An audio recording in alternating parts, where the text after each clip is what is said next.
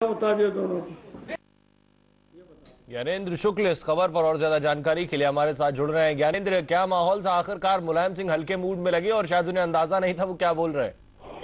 और देखिए, बिल्कुल ये अगर कहा जाए कि सपा सुप्रीमो की तरफ से जो बयान को लेकर एक उंगलियां उठी हैं, ये पहली बार नहीं है। इससे पहले भी महिलाओं को लेकर उन्होंने जब एक टिप्पणी की थी, एक सीटी बजाने वाला बयान दिया था, तब उस मामले की चर्चा हुई थी और अब एक बार उन्होंने फिर से इस तरीके से टिप्पणी कर दी है।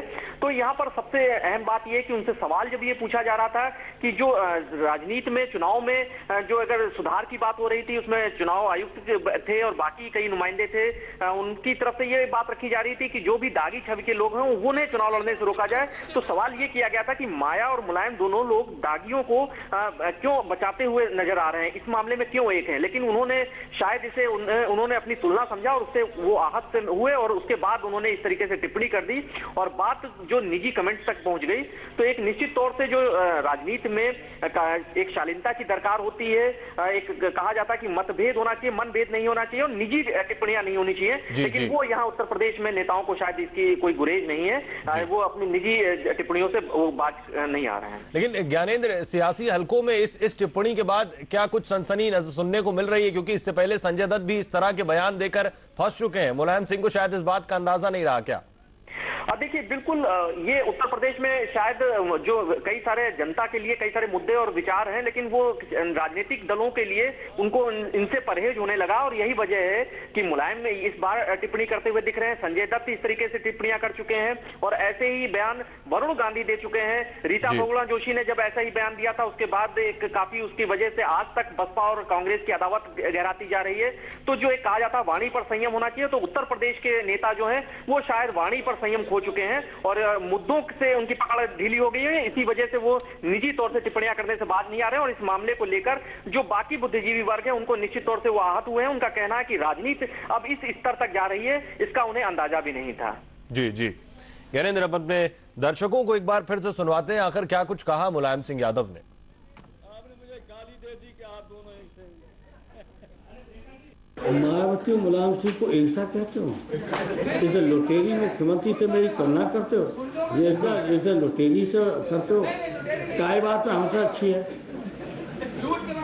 क्या हमसे देखने में भी अच्छी है? हाँ, बातचीत में अच्छी है। भाई हम हो गई कमान को इन्हें समझाइए। मैं थारी तुलना करते बाद एक कृपा करके इतना बड़ा हमला और मुझ पर कोई नहीं कर सकता जितना आपने कर दिया। हमें एक सौ बता दिया दोनों को।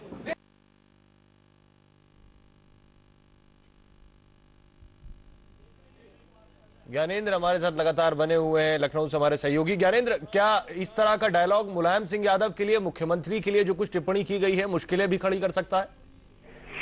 देखिए, इस तरीके से पहले भी कुछ ऐसी बातें होती रही हैं और खासतौर से इससे ज्यादा जब बड़ा कहा जा सकता है जो टिप्पणी खुद जो स्मारकों और पार्कों के लिए कहा गया था, जो उस पर बुलडोजर चलाने वाला बयान मुलायम सिंह ही जारी कर चुके थे। तो मुलायम सिंह जब इस तरीके से कठोर बयान दे देते हैं तो उसके निश्चित तौर से एक दिक्कत होती है, लोगों को नाराजगी भी होती है और लोग आहत भी होते हैं। और अब इस मामले में ये बसपा तय करेगी कि वो किस हद तक कार्रवाई करने को सोच सकती है। लेकिन एक बात एकदम सामने दिखाई दे रही है कि उत्तर प्रदेश में जो राजनीति में जो नेताओं को शायद संयम बरतना चाहिए और वरिष्ठ नेताओं से जो दरकार होती है वो अपेक्षाएं जनता की पूरी नहीं होती दिख रही हैं और निजी अब टिप्पणियों पर उतर आए हैं नेता। यानी उनके पास जो जनता के दर्द हैं, जनता की जो सरोकार है, उनसे उनका शायद वास्ता कम हो रहा है और यही वजह है कि वो निजी टिप्पणियां कर बात को उसको दूसरा रुख देने की कोशिश करते हुए नजर आते हैं। जी ज्ञानेंद्र, आप बने रहिए हमारे साथ। यानी कि साफ है कि उत्तर प्रदेश में सियासत जो है भटकी हुई नजर आ रही है, मूल मुद्दों से भटक गए हैं और निजी टिप्पणियां जारी हैं। एक तरफ मुलायम सिंह तो दूसरी तरफ बीजेपी के विवादित नेता वरुण गांधी। वरुण गांधी ने बिजनौर में एक जनसभा के दौरान मुख्यमंत्री मायावती की खिल्ली उड़ाई। बीजेपी नेता वरुण गांधी ने आरोप लगाया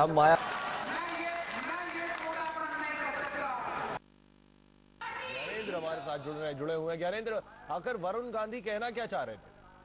सुहेल, देखिए, वरुण गांधी के बारे में पहले से ही मशहूर है, वो फायर ब्रांड बने हुए हैं भाजपा के और इससे पहले उनके इसी बदजुबानी के चलते वो हवालात तक पहुंच गए हैं, जेल की सलाखों के पीछे जा चुके हैं।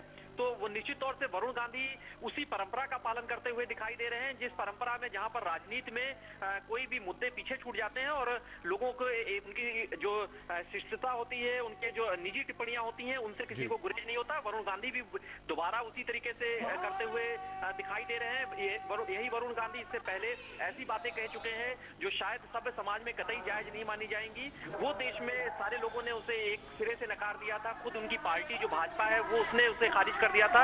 तो वरुण गांधी तो निश्चित तौर से उस नई पीढ़ी को उसको एक तरीके से उसका उदाहरण पेश करते हैं, जहां पर जिनके लिए मुद्दे या कोई विचार वो शायद बिल्कुल दरकिनार है, हाशिए पर हैं, और जिनके लिए उनको लगता है कि इसी तरीके से कुछ भी विवादित बयान जारी कर देंगे और उसके बाद वो हिट हो जाएंगे और शायद जनता की वाहवाही या तालियां बटोर लेंगे। लेकिन वो ये नहीं जानते हैं कि भले ही एक बार उनकी ये टिप्पणी वो भले ही कुछ तालियां बटोर लें, लेकिन जनता उसको समझती है, जनता जानती है, और वो निश्चित तौर से उनकी छवि पर आने वाले दिनों में अगर वो गंभीर नेता के तौर पर उभरना चाहेंगे तो वो छवि उन्हें काफी दिक्कतों का सामना करना पड़ेगा। जी जी किरण, बहुत बहुत शुक्रिया। ये एक बार फिर से सुन लेते हैं क्या कुछ कहा वरुण गांधी ने।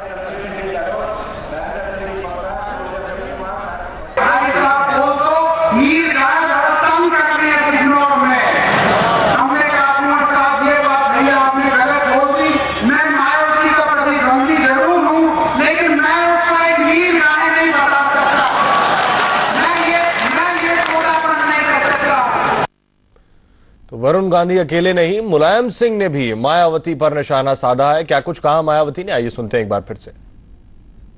क्या कुछ मुलायम सिंह यादव ने मायावती पर क्या कुछ कहा, आइए सुनते हैं। मायावती मुलायम सिंह को ऐसा कहते हो, इधर लुटेरी मुख्यमंत्री से मेरी तुलना करते हो, इधर लुटेरी से करते हो। क्या बात है हमसे अच्छी है, क्या हमसे देखने में भी अच्छी है? हाँ, बातचीत में अच्छी है।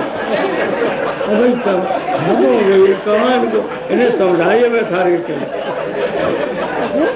तुलना करते बाद एक कृपा करके इतना बड़ा हमला और मुझ पर कोई नहीं कर सकता जितना आपने कर दिया। हमें एक सा बता दिया दोनों को। तो सियासत की कक्षा कहे जाने वाले उत्तर प्रदेश में सियासतदान ही भटके हुए नजर आ रहे हैं। एक ब्रेक के लिए रुक रहे हैं, लेकिन आप कहीं मत जाइएगा। ब्रेक के बाद बात करेंगे मोबाइल फोन की।